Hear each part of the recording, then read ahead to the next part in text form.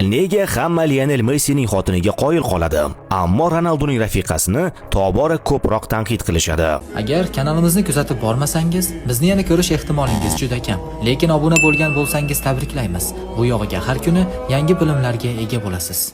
Ronaldoning rafiqasi Jorginho Rodriguez allaqachon hashamat ramziga aylangan. Uning Instagram sahifasida shaxsiy samolyotlar, brilliantlar, millionlab pullik shoppinglar va Cristianodan olingan sovg'alar aks etgan. U hattoki Netflixda o'zi haqida film suratga olib, unda boy hayotini namoyish qildi.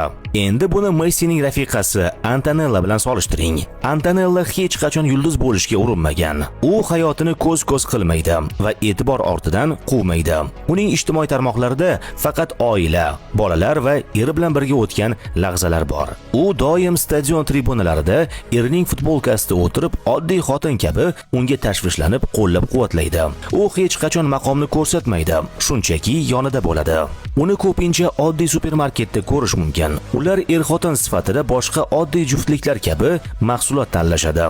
Biri jurnallar uchun suratga tushayotgan bo'lsa, ikkinchisi tinchgina oilaviy hayot kechirmoqda. Aynan mana shu kamtarlik va chin muhabbatni muxlislar asosiy farq deb bilishadi. Ronaldoning ayrim muxlislari esa Jorginhoga izohlarda tobora ko'proq Antonelladan o'rnak olish kerak deb yozmoqda. Siz qaysi tarafdasiz? Fikrlaringizni izohlarda yozib qoldiring.